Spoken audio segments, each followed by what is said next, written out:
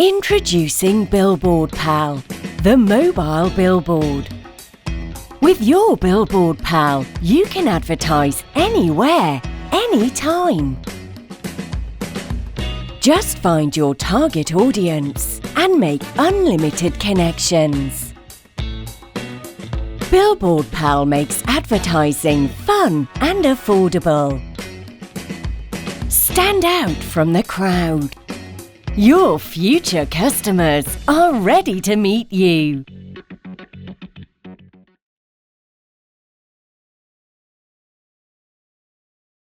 Content over everything! Not random. You are with your friends in society. You are your friends. You're not. It's more likely. 10% it's more likely, but it's like still. Say right now, if I'm a gangbanger, you know, if my friends are gangbangers, I'm gonna be a gangbanger. I'll probably be the gangbanger. If I'm on a different path, why am I with them? Because friendships are formed through a common, like a common understanding, a common interest. He's saying the influence at the end of the day. You thought drug dealers, you're gonna get money, you're all gonna be friends. Yeah, but why would you be around them though if they don't? Yeah. Wouldn't you be around good people then? Yeah, but wouldn't you want to be around good people in fact? good people, of course, but someone could do all of these things and still be clean in their heart. How does it affect the mind? How does it affect the mind? In a lot of ways, lack of sleep, irritation, anxiety. You're very angry, innit? You're definitely more angry. And that has a strain on your friendships, that has a strain on your family life as well. Again, even me being a Muslim, I should have been smoking weed, but I used to love it. I grew up on it. It was just part of the culture, innit?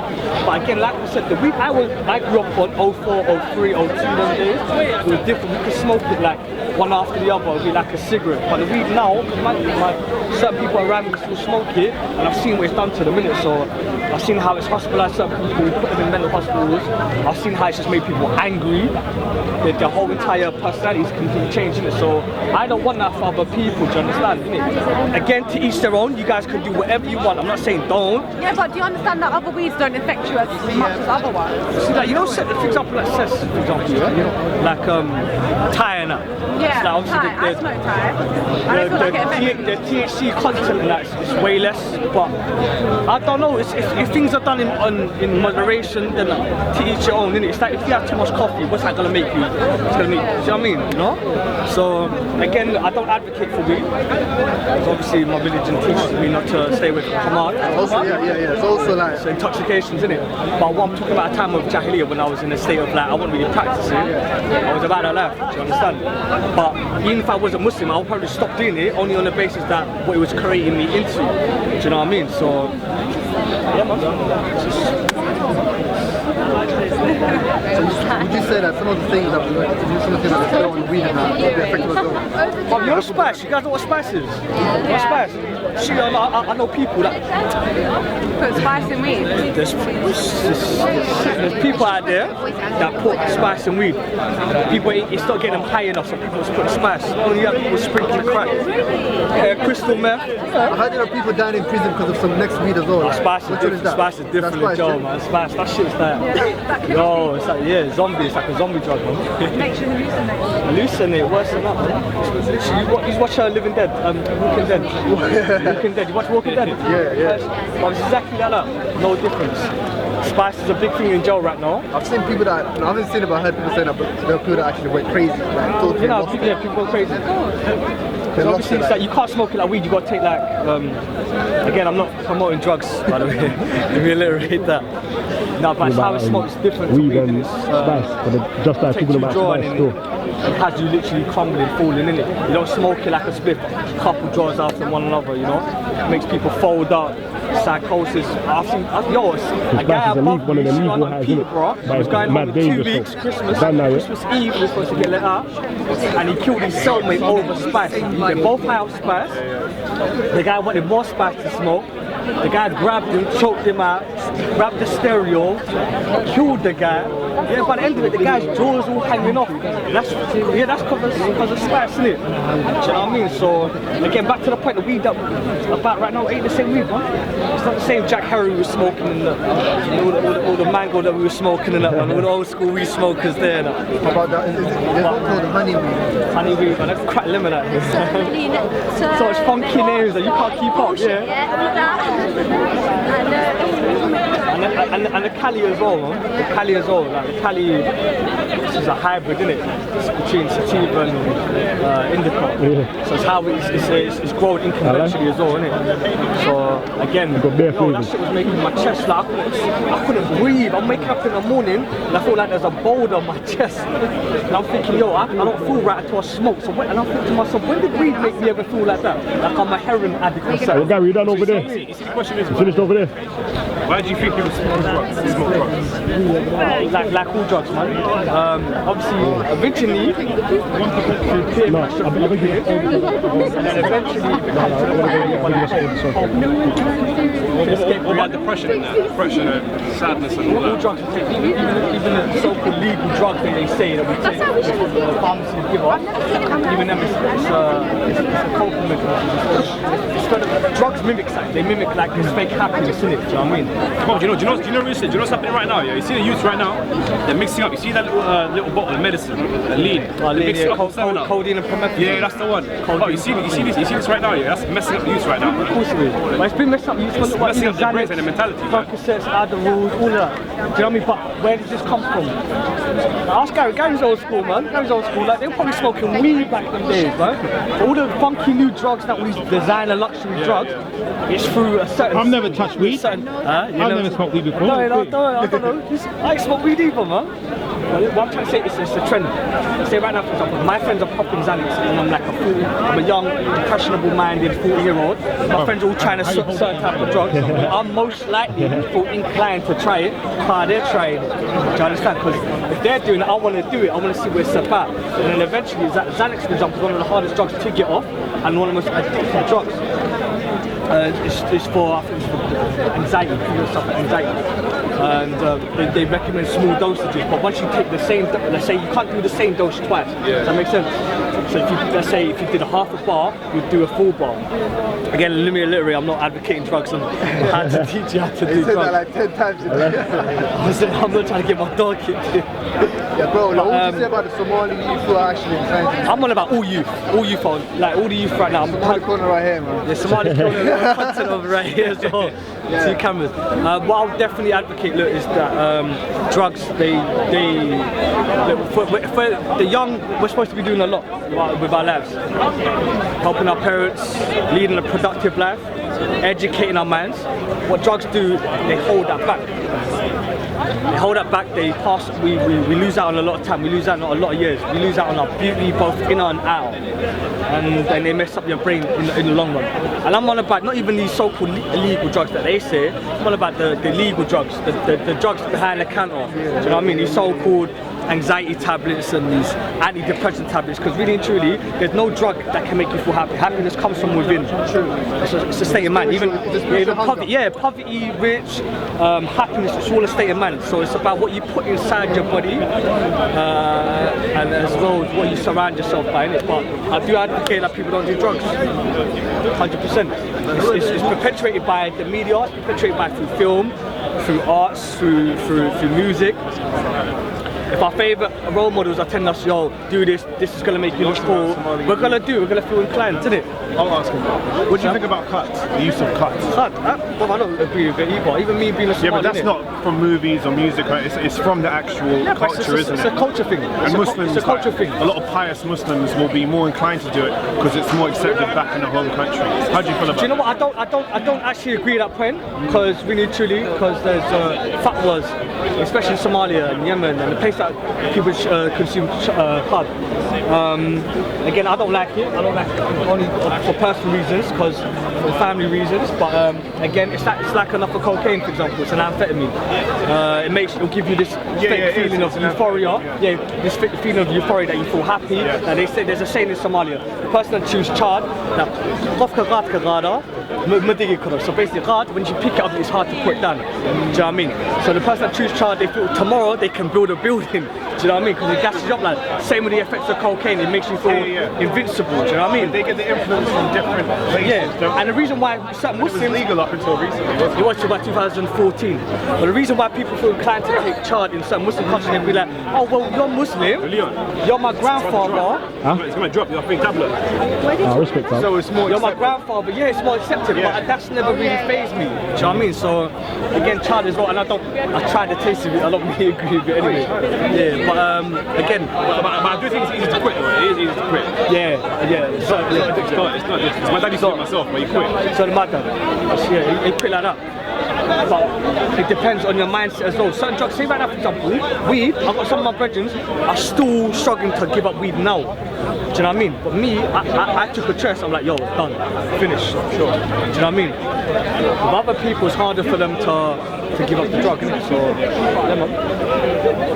Is it question time or something? Far away. I know when you said he was motivated. Why is it that when you see a lot of youth, like Somalian youth, for example, which is Somali corner, in like Halsden, Wilsden, a lot of them are on drugs. Is it like There's a lot of factors to that. Yeah, there's a lot of factors. From East London. I'm from East London as well. I'm from East London as And well. all in Pakistan, there's a lot of drugs taken there. But if you go to Halsden, it's normally mostly the Somalis because they're living there. I want to say just Somali people. What's the question you asked? Can you repeat that? I do agree. There are some other communities, Pakistani people, right? I live in Walthamstow, right? There are a lot of Pakistani boys who I see smoking weed outside as well. Yeah. I'm saying when I go to Halsden and Wilsden, I've noticed that it's predominantly Somalis. And mashallah, I know like normally the Somalis come from like quite good religious families. And sometimes you see them with beards. You know, it's peer pressure. You know what I'd say? I think it's peer pressure. I think so. It's the guys that they hang around with, and the guys that they hang around with all smoke weed, and then they incline to smoke weed as well. So I think it's peer pressure. And then it's like From what they wear, they're peer pressure. Like they have to wear everything that's, Do you know, Nike, everything. I will say this. So historically, if you look at the history of Somalis in the UK, so originally the original Somalis came on the seamen. So they came here for the work around in the Docklands area. Anyway, they had a port. Do you know what I mean? So, i.e. Liverpool, Cardiff Docks, Docklands. So the original Somalis that were first coming over, that settled in London, predominantly were in the Docklands. So the Somalis I grew up with until the early part, let's say 2010, until I went back home and started getting exposed to other Somalis, not only within the city, but all over the world. I've come to realise the East London Somalis that I grew up with tend to have their own way about going about things, whether it's through social interaction, whether even if it was one of the ones where they want to do drugs, for example, or drink. The ones I see back in the day, they were doing it behind closed doors. They didn't want people. It's open now, but there was a different. Like the Somalis I grew up with, they're more cockney, they're more like, I would say Western, but they've embraced the Western culture. But again, hold on to their traditional values. Yeah, I've gone to places like Halsden and Streatham. The Somalis over there, they're still my people, them, but I just find them. They've got a different way of going about things. So, for example, this whole thing about chewing chard and drinking and smoking weed on the road, I wouldn't be doing that from the ends. But they seem to be cool with it. Yeah. Like if I see another Somali and I'm running a spliff back, this is me back in the day, I'll be hiding, you know, I'll be 10 toes, I'm gone. If I'm drunk, I wouldn't come home until I know I'm sober. Do you know what I mean? Do you think it's a class thing? Because I think the Somalis in Italy are doing much better, aren't they? The ones that are in Italy, the ones in Holland. Certain Somali communities in Scandinavia, economically they're doing better. I think it comes.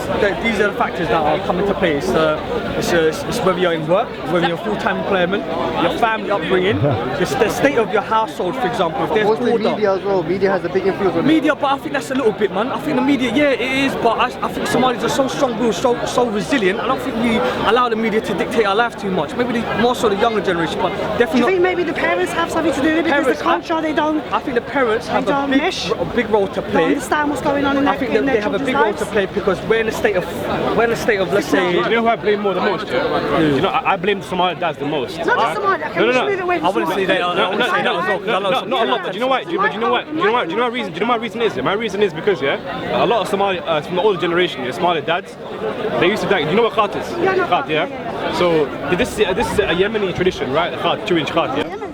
It's Yemeni, yes. It's from Yemen. Khat comes from Yemen. Yeah, Ethiopia as well. So Somali dads, right? They've accepted doing Khat. So they've actually told themselves that it's actually permissible. They say it's makruh, it's like, but so they make it halal for themselves. So the youth growing up sees his dad chewing Khat, right? So he sees like, cool, I can do it as well. Then, you know, I can do weed, anything plant-based, I can smoke it as well. So Somali does have an influence as well to the But kids. what I'm saying is like, for example, you are presume you're second generation, third generation, yeah? So like, obviously I would be called second generation and my children Are you Somali? no, I'm Moroccan, are third generation. So I grew up in the 80s. So when, like what you said, if the girls were smoking or raving or whatnot, they would do it hidden. But I see the next generation, which is my children, so like 23 to 16, they're more open to do what they're doing. But the difference that I have with my kids is because I was born here, I understand their culture. But I find that a lot of the other kids, where their parents are from back home, there's that there's not that connection. They can't connect with their kids, so a lot of them are spending much more time out. And when they're doing things, I don't know. I don't know. I think that maybe their parents need to maybe, I don't know, try to understand their kids a little bit more what they're going through. Would you say that might be? I agree. You know, back to what the brother said. No, back to what the brother said. No. Yeah, this. You cool? That's fine. Fine. Cool. So back to the point. Without not going too personal, the problems within the Somali. Okay, if we're going to focus on the Somali youth. No, let's talk about Muslims. We're going to talk about the Muslims. Young Muslims from second, third generation. Okay, cool. So, my understanding, because I grew up with a lot of different Muslims, Pakistani, Moroccan, black, Caribbean, Somali, white, for that matter, East Side of Tawham, it's Newham, Hackney, it's multicultural. Do you know what I mean? So, what I've come to realise is that one thing that I had in common with most of my friends was that our parents were from different speaking countries. So none of them were really actually native to the UK. Okay. So when you raise your kids in a certain type of way, amongst like values that might be a bit alien, a bit foreign to this ones, not that they tend to clash or anything, and they learn something else from the streets, then they learn something else from the schools. That's a lot of mental pressure for a small child, whether you're a female, whether you're a male. So that leads to a lot of confusion, especially if you don't have a role model to clear it up. Now, kids these days, we're inclined to anyone where we can find loyalty, peace, acceptance, and I know I'm going to be eaten. So if I'm not judgmental. So if a mother is right there, if she's loyal to you, if she's giving her kid money, for example, or she's feeding him, housing him, and not judging him, that kid's 100%, regardless of what the streets can offer him, is going to be by default loyal to his mother. You understand my point?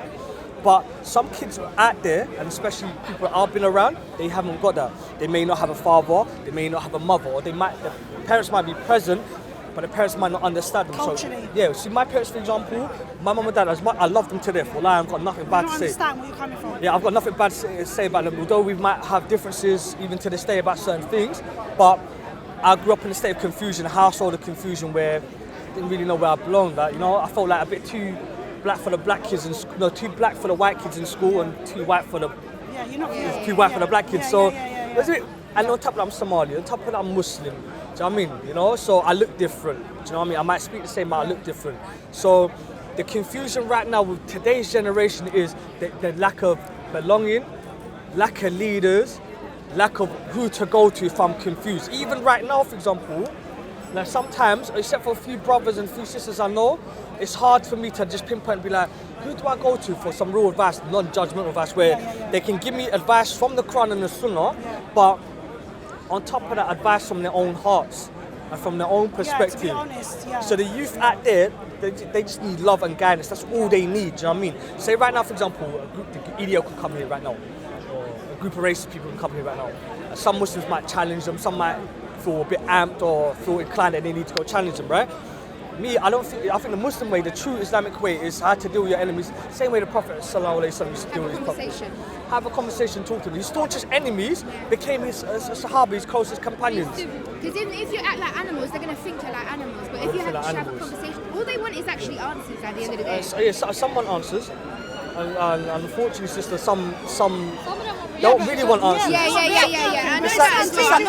It's like the guy that says, I want to hear the light. I want to see the light. But if your eyes are closed, it doesn't matter if there's 1,000 suns. You're still not going to see nothing. Do you understand? But at the end of the day, it's to come at them and have a conversation with them. If you see that they're not genuine, then you walk away. But to have arguments, it's like you can't defend yourself. About the youth, I think like you're absolutely right. What's missing, I think, now is elders.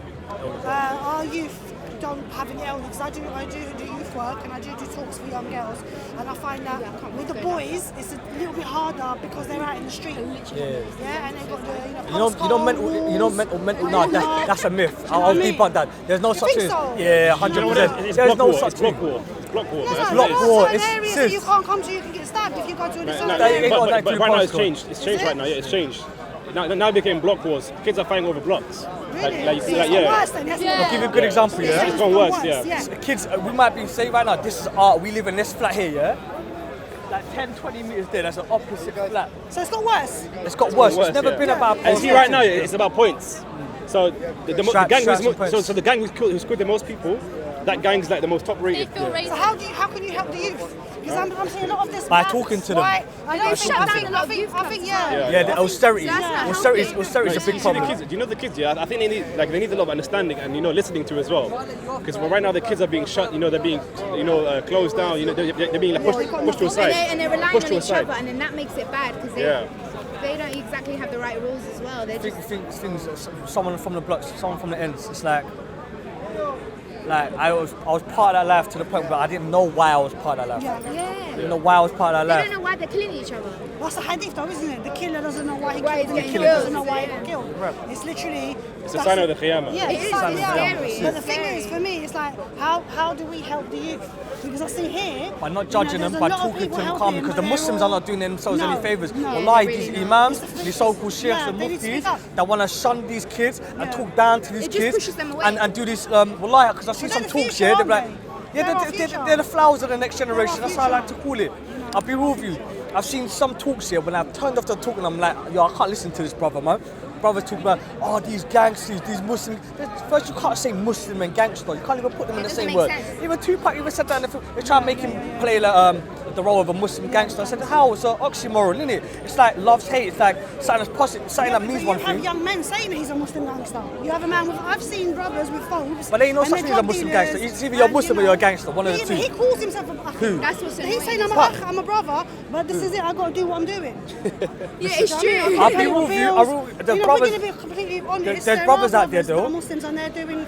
Yeah, they're doing up road. But wallahi, sis, listen, and the fact, look, not that I'm not gonna condemn them. I'm not gonna condemn them. You know right now, Well, you wasn't. Yeah, but what I'm trying to say to you, I know brothers that pray their 5 times a day, that pay their sadaqah, that pray their sadaqah. And they trap. They still trap. And they honour their parents, they honour all sisters, that got cleaner hearts than these so-called Muslims that wear the khamis and wallahi, hand them heart, but they trap. And the reason why some of these brothers trap, because they're in a situation, it's a real situation where they don't know how to get. I know brothers that have been trying to beg for a job. They've already put themselves in that situation. Do you know what I mean? So brothers, they got... You can't leave, bro. Yeah, you can't. And you're scared as well if you think about it. Plus, you don't get DBS if you've gone to jail. The system has kind of made it where people can't come out of crime.